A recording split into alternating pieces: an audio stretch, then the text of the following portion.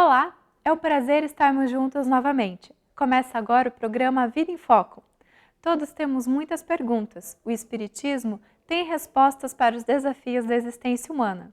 O programa de hoje fará reflexões acerca de temas do cotidiano que podem ajudar a viver melhor. Esta é uma das grandes contribuições do Espiritismo para você. Fique conosco.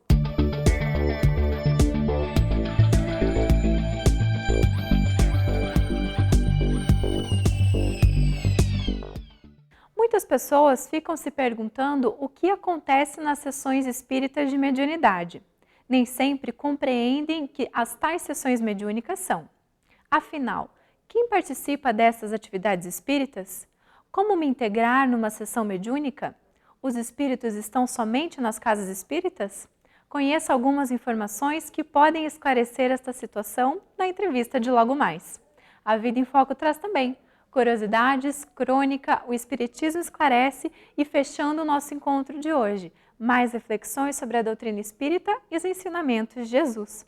Você é o nosso convidado. Fique conosco. Confira agora a crônica da semana. Não é de hoje o interesse da humanidade no entendimento e na interpretação dos sonhos. A história da civilização já nos narra as interpretações de José, no Egito Antigo, a respeito dos sonhos do faraó. E ainda hoje não são poucos os que versam nesse sentido. Explica a doutrina espírita que durante o sono do corpo físico, fica livre o espírito para fazer o que lhe aprouver.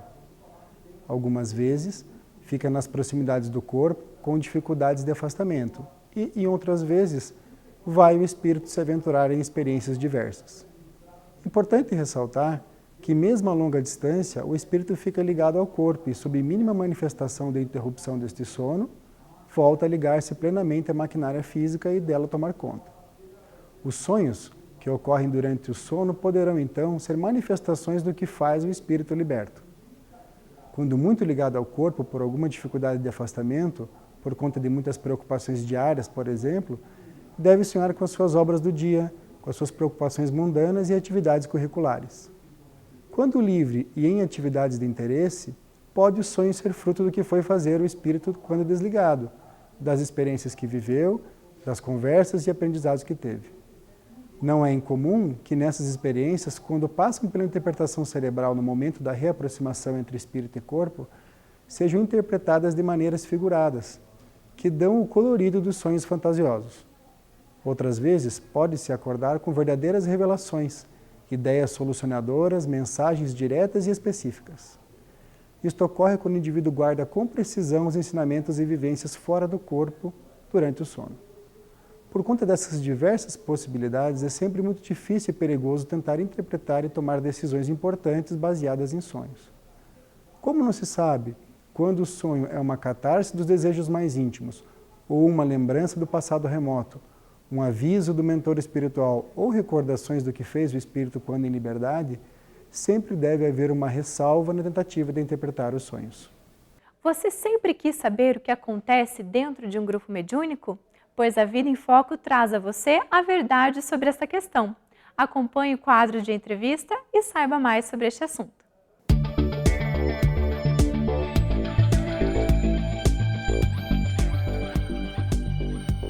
Olá, que bom que você está conosco. Começamos agora o nosso bate-papo, a nossa entrevista, recebendo mais uma vez aqui Daniel Dallagnol. Seja muito bem-vindo, Daniel. Obrigado, Márcio. Daniel, para falar de um tema hoje que, assim, abrir a caixa preta do grupo mediúnico. Curiosidades, as pessoas nos perguntam. Você veja, contextualizando, o Paraná hoje tem, para falar só do estado do Paraná, 320 centros espíritas. E a só região de Curitiba, com 3 milhões de habitantes, tem mais ou menos 90 instituições espíritas. Até onde eu sei, sem exceção, todas elas têm grupos, né, mediúnicos. Às vezes mais do que um até. Sim. Tem instituições aí que tem 10. A casa onde eu atuo tem 9 grupos mediúnicos. A casa que você atua é o Filhos da Verdade, o Centro Espírita Filhos da Verdade, Exatamente. que fica na Rocha Pombo, né, no Exatamente. JVV. Então, Daniel, por que as casas têm grupos mediúnicos? Tem que ter? É obrigatório isso? Não. Aí são várias respostas. Não é obrigatório, em absoluto. Convém recordarmos, Márcio, que a doutrina espírita ela nasce exatamente pela manifestação dos espíritos e hoje, modernamente, nas sessões mediúnicas organizadas, né? Então, a casa que pretenda ter atividade mediúnica, ela precisa ter uma preocupação fundamental, a organização dos trabalhos mediúnicos. Não é simples organizar os trabalhos e é de muita responsabilidade, né? Então, às vezes, a instituição espírita, ela não tem médios, chamados médios ostensivos, né, para compor uma atividade mediúnica. Portanto, ela, a pretexto de ter que cuidar dessa atividade, porque ela é importante, tanto quanto as outras atividades, ela deve ser dispensada, porque não é obrigatório se ter, nas instituições espíritas, atividades mediúnicas. Há outras atividades que se substituem na relação com os espíritos. Quer dizer que os espíritos não se manifestam exclusivamente, então, nos grupos mediúnicos, é isso que você está falando? Manifestação ostensiva, sim. É ideal que eles atuem nas chamadas reuniões mediúnicas, preparadas para receber as manifestações do mundo espiritual. Diz, Daniel, que é ideal? O ideal, porque, veja, toda a orientação mediúnica, ela deve prescindir exatamente de um fluxo natural de manifestação, de orientação, né? Que ela não venha assim em caráter esparso, né? Então a espiritualidade, ela vai atender à instituição independente de ter ou não sessão mediúnica. Toda atividade que se desenvolve no âmbito de uma instituição espírita, se bem orientadas essas atividades, elas possuem a proteção do mundo espiritual, dado o interesse superior que eles têm na atividade desenvolvida. Por isso que dissemos que toda atividade na casa espírita ela precisa ser bem cuidada, né? Então, o intercâmbio entre o mundo espiritual e o mundo corporal, ele não se dá de forma fortuita, ele também se dá de forma organizada. Quando se busca orientação do mundo espiritual para a instituição, se faz também de modo organizado. Os espíritos não estão ao inteiro dispor dos médios ou da direção da casa para falarem a hora que se deseja. Não, há toda uma organização espiritual. E essa organização exatamente recende a preocupação que se tem com as atividades que se desenvolvem no âmbito da instituição da instituição espírita, né? Os espíritos estão comprometidos com as instituições que possuem compromisso com a doutrina, com a sociedade, com a organização, com todo um conjunto de situações. Eles se ligam a essas instituições na medida em que elas demonstram exatamente que o mundo espiritual é importante, que se deseja proteção, né? Que se dá importância a tudo que se faz. Através da organização, a importância naturalmente acaba aparecendo, né? Então, não há necessidade, não há obrigatoriedade de se ter sessões mediúnicas nas instituições espíritas. Isso não vai fazer com que a instituição deixe de atender os seus objetivos. Absolutamente. A evangelização infanto-juvenil é uma forma exatamente de se ligar ao mundo espiritual através dos conteúdos elevados que a doutrina espírita tem por compromisso passar através dessa atividade.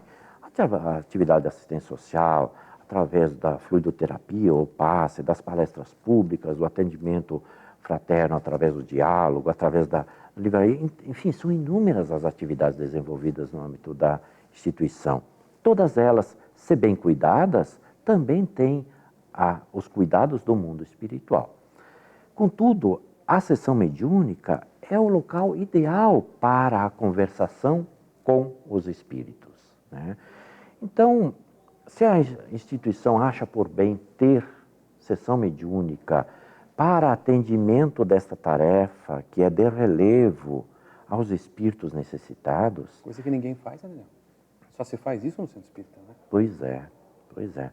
Mas também serve para a conversação e a recepção das orientações do mundo espiritual, que tem interesse, às vezes em corrigir, às vezes em orientar, às vezes em estabelecer algumas diretrizes, né, importantes para a instituição.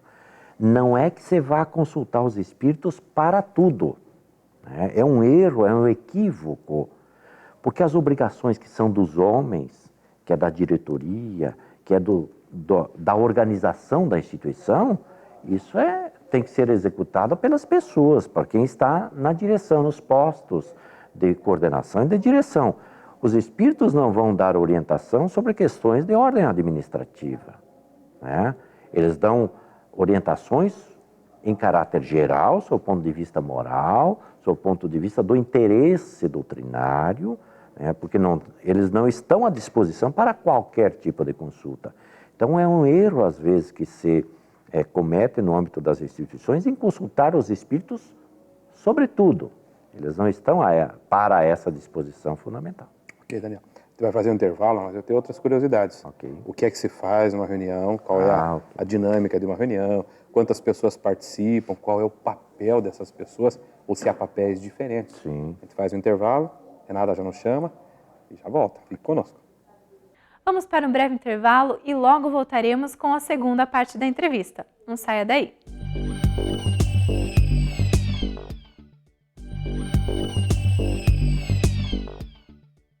Voltamos com o segundo bloco da entrevista. O tema de hoje é: o que acontece dentro dos grupos mediúnicos?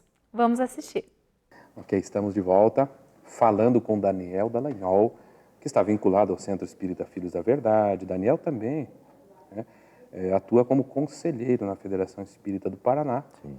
E tem uma larga experiência nesse assunto da mediunidade. É expositor, é palestrante espírita. Né? E hoje estamos falando um pouquinho da intimidade de um grupo mediúnico. São curiosidades, Daniel. Você falou da importância. Sim. E eu vinha perguntando antes do intervalo o que é que se faz lá dentro. Daniel, fechou a porta lá, o que é que o povo faz dentro de um grupo mediúnico? É verdade. Como é que começa? Como é que se desenvolve? Isso, às vezes, é motivo de muita curiosidade, né? Porque, às vezes, as pessoas chegam às casas espíritas imaginando que os espíritos estão ali, entende? A disposição aparece a todo instante, né? Absolutamente. O mundo espiritual, Márcio, em todos os níveis, é extremamente organizado. Todos os níveis são muito organizados, né? Desde os níveis mais inferiores até os níveis superiores. Portanto, quando se idealiza uma atividade dessa natureza, é necessário que a casa também se organize para receber os diferentes níveis espirituais. Instituída a sessão mediúnica, né, é natural que para ela devem convergir e participar aqueles elementos que estão preparados através do estudo orientado na casa espírita para esta atividade. Deixa eu só fazer uma interrupção, Daniel. Concebe-se, Daniel, aí, né, você falou de organização, disciplina, que uma pessoa que chega assim, 6 meses, 1 ano, numa instituição que pretende mesmo organização e, né, a coisa mais séria, com pouco tempo assim que ela já vá para um grupo mediúnico? Veja, depende do histórico pregresso dela. Às vezes ela vem de um outro estado, de uma outra instituição espírita, né? Já com qualidades desenvolvidas, já com qualificações, né? A casa deve acolher essa pessoa potencialmente trabalhadora, né? Dentro dos critérios que a casa elege para si, né?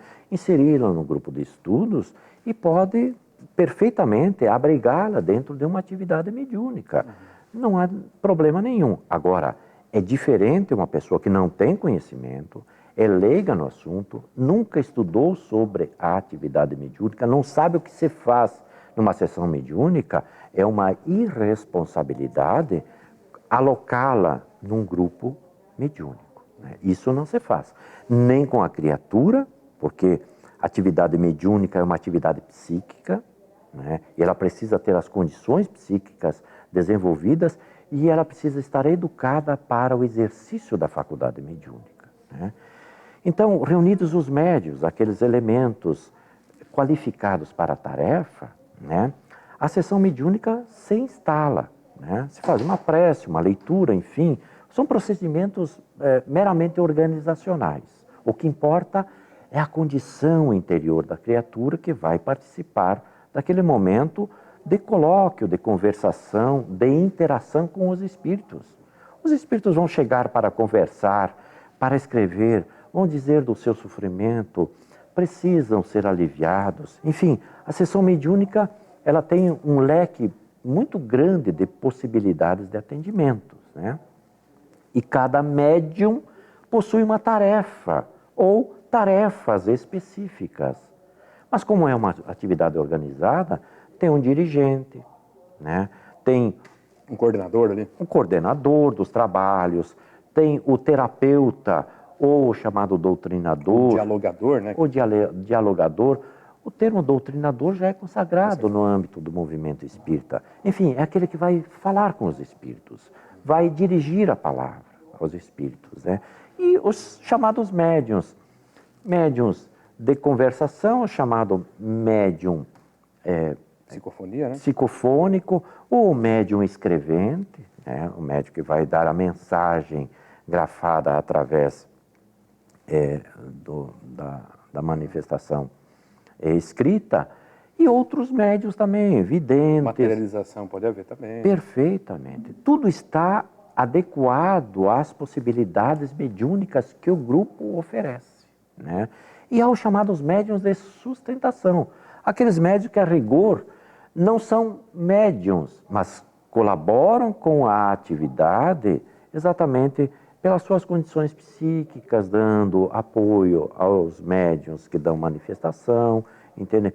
Através do passe, através da vibração, através da prece. Então, é um conjunto organizado de atividades. Mais ou menos quantas pessoas ali atuam? André Luiz Espírito, ele orienta para um número próximo de 14. Mas a pergunta é, e se não tiver 14, funciona com 8? Funciona sem problema nenhum.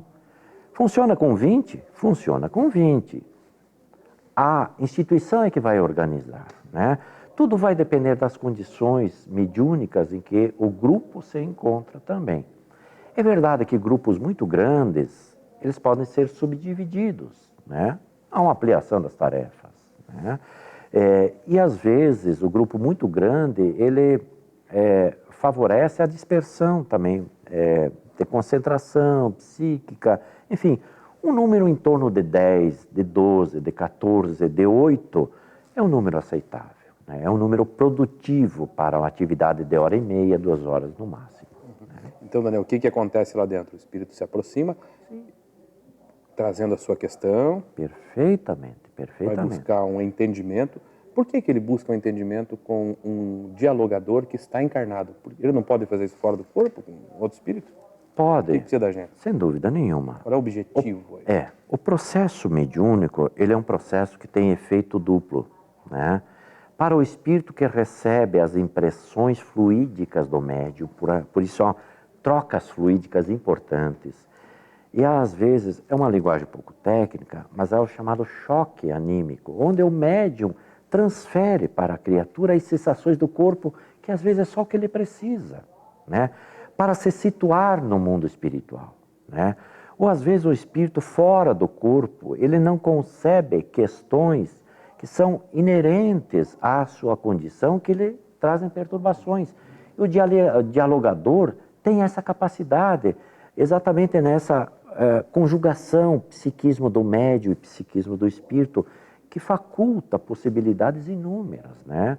E há espíritos que sequer se dão conta, por isso sofrem ou se perturbam, que já estão no mundo espiritual. Não sabem que morreram. Perfeitamente. E o número deles é muito grande. Espíritos sofredores, às vezes espíritos trevosos, né? Atividades mais especializadas, conhecidas como atividades de desobsessão, né? Então, as sessões mediúnicas, elas possuem uma gama muito grande de interação com os espíritos e com os médiuns a partir das suas possibilidades mediúnicas. Tudo bem, Daniel. Bem se vê que o assunto é amplo. Muito. Dá para desdobrar, Sem dúvida. há muitas curiosidades e a gente espera que o nosso telespectador faça perguntas. Nos escreva. A Renata sempre deixa ali o contato, @vidaemfoco.com.br, e se você se interessa em saber um pouquinho mais sobre o que acontece dentro de uma atividade específica, né, da mediunidade, fale conosco. Daniel, muito obrigado. Eu que agradeço, Márcio. E a você que nos acompanhou, permaneça conosco, o programa ainda prossegue. Chegou o momento de esclarecer as suas dúvidas. Assista o quadro O Espiritismo Esclarece. Olá, Ricardo Wagner nos envia o seguinte questionamento. Segundo Kardec, as populações são assistidas dentro da relatividade de seu grau evolutivo. Como todas as nações apresentam problemas morais, algumas delas merecem a proteção dos espíritos superiores? Ricardo, espíritos familiares ou simpáticos e mentores ou anjos guardiães são coisas diferentes. Conforme suas tendências, um povo atrai espíritos que lhe são simpáticos. Cuida-se de afinidade, de gostos semelhantes, de iguais que se buscam. Contudo, por viciosa que seja uma nação, ela sempre merece o cuidado divino. Esse cuidado se revela na tutela dos denominados anjos guardiães. Da mesma forma que há os mentores ou anjos encarregados dos homens, há os que se ocupam das coletividades. Quanto mais evoluído um homem, tanto mais o será o espírito que Deus encarregou de guiá-lo e protegê-lo. Se alguém tem determinada tarefa a desempenhar como cientista, recebe o auxílio de um mentor com notáveis conquistas nessa específica área. Já um homem de recursos intelectuais mais modestos não precisa de um anjo tão especializado, por assim dizer. Desse modo, a evolução do anjo da guarda tem proporção com a do ser a quem ele deve tutelar. O mesmo se dá quanto às coletividades. Quanto mais evolvidas, mais requerem aprimoramento de seus mentores. Ocorre que, conforme consta na questão número 490 do Livro dos Espíritos, o espírito protetor sempre pertence a uma ordem elevada. Um espírito de mediana evolução, que ainda possui vícios e paixões negativas, nunca recebe essa tarefa da divindade. Ou seja, os mentores ou anjos da guarda são sempre muito evoluídos. Alguns são mais do que os outros, mas eles sempre possuem excelente preparo para conduzir homens e coletividades ao bem. Se o progresso parece demorar, isso é culpa dos tutelados e não dos que tutelam. Ou pode ser também um problema de enfoque. Basta comparar a sociedade brasileira atual com a de 150 anos atrás, que admitia a escravidão de seres humanos, para perceber a grande melhora ocorrida. Se você procura por respostas, Divaldo Franco responde. Qual a importância de um centro espírita? Para nós, os espíritas, é fundamental. Allan Kardec criou o primeiro centro espírita do mundo, no seu próprio lar, onde podia realizar as experiências de laboratório na investigação da mediunidade. O centro espírita é o núcleo onde nos reunimos para estudar a doutrina que herdamos do insigne codificador. Ele se deve caracterizar pela nobreza de fidelidade à codificação. Equivale dizer, às obras fundamentais, àquelas duas que lhe servem de contribuição, e também a Revista Espírita, publicada por Allan Kardec desde 1º de janeiro de 1858 até 31 de março de 1869, quando desencarnou. Então, o Centro Espírita é um santuário, porque ali nós oramos, ali nós realizamos o que há de mais belo em nosso mundo íntimo, tentando a revinculação com a divindade. Mas é também uma escola de bênçãos, onde aprendemos a conjugar o verbo amar, conforme a proposta do Espírito de Verdade, quando nos adverte espíritas, amai-vos. E logo ele se refere à instrução, porque se o amor não vem acompanhado do conhecimento, ele se torna fanatismo, transtorno da libido. Então o Centro Espírita é uma escola, onde nos vinculamos ao conhecimento, superando as nossas más inclinações. Mas também é uma oficina de trabalho, porque ali desenvolvemos os sentimentos da caridade, a ação fraternal. E graças a isto, nós podemos edificar-nos interiormente, mas também é um hospital de almas. As almas aturdidas e aflitas que somos quase todos nós, necessitamos de um oásis, de um lugar de repouso, de uma busca de plenitude. E o Centro Espírita é este local ideal, onde podemos manter a nossa vinculação com Deus e o nosso sentimento de fraternidade com as criaturas humanas. Obrigada por nos acompanhar até aqui. Sua audiência é muito importante para nós. A Vida em Foco volta na semana que vem com mais novidades. Se você perdeu alguma edição anterior do programa, acesse o site www.avidaemfoco.com.br. Através do e-mail contato@vidaemfoco.com.br, você pode enviar suas perguntas e sugestões para a produção do programa. Agradecemos muito a sua companhia. Tenha uma ótima semana e até o próximo programa. Tchau!